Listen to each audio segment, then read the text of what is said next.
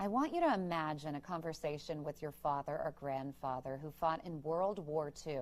Only this time, he tells you the stories he's always held back. That's what you're going to find, and that's what you're going to read about in Voices of the Pacific. Denver author Adam Makos has revisited the past of 15 Marine veterans who served in World War II. This is an unflinching, brutal, and relentless account. Voices of the Pacific will actually leave you in awe of the old heroes who won the Pacific War with bare hands and guts. Voices, is Adam's follow-up to his first book, Higher Call, which remains on the New York Best Time seller list. Nice to see you. Thank you, Denise. Good to be here. So tell me a little bit more. I mean, I tried to explain just briefly what this is about, but tell me, Voices of the Pacific, who would enjoy this read and go into more detail about it? Oh, goodness. So many of us have grandfathers or fathers who fought in World War II. So that's the audience, because this is a story about our ancestors, the people who came before us.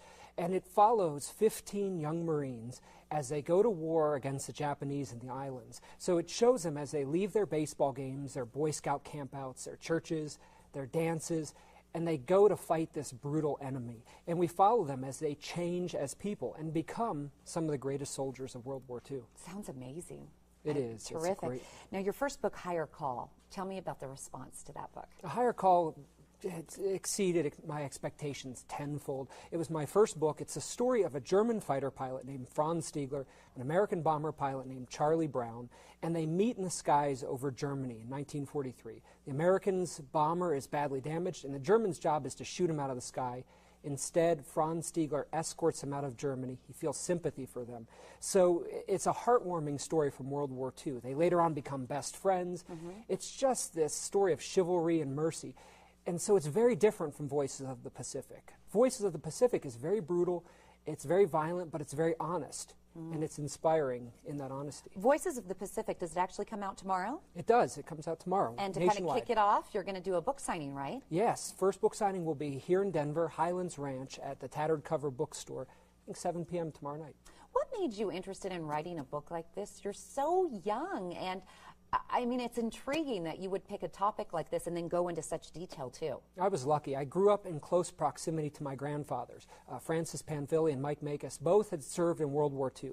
One was a Marine, one flew on aircraft in the Pacific. And so they took me to air museums, they took me to air shows, and they showed their photos, and they exposed me to that black and white era, and I was just captivated by it. With so many different voices in the book, was it hard to put the characters together, and in what order? You know, I was lucky. We started with one veteran, one Marine, and we said, who's one of your buddies we could interview? And he said, okay, talk to this guy. And we went from him to him to him. And by the time we were done, we had 15 guys. They spanned the entire Pacific War. And the best part was their memories were so sharp, photographic memories. So we found 15 of the living veterans with some of the greatest stories of World War II. Is your grandfather still alive? Yes, they both are, and they're both very excited about. They watch these books, they watch the success of them, and I like to think it's a good tribute to them. Have they read it yet? Did you give them a sneak peek? Yes, I did. They got the first copies. Oh, that's so cool. What a great story. What was the most challenging part in writing the Voices of the Pacific? It's a very relentless story. The battles in the Pacific were fought hand to hand, so it's very different from Europe. They were fought in very harsh conditions, so in the most steamy, fetid jungles.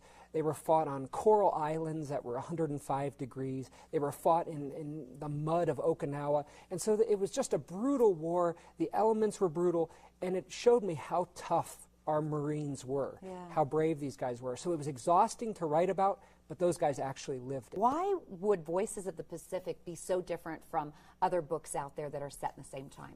This story is interesting that I, as an author, take the back seat. And so we let the veterans speak. So you just, as you just said, you go from one veteran to the next, and their stories flow together beautifully. And so it's a book with very little filler. It's all meat. What's next for you?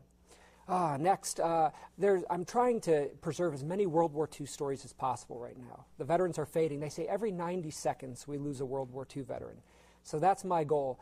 Promote these books and then build the next ones to honor the next heroes. Oh, good for you. Well, congratulations. I got to get you on KEZW, a radio sister station. Rick Crandall does a lot to honor our veterans, too. This would be perfect. I'd love to.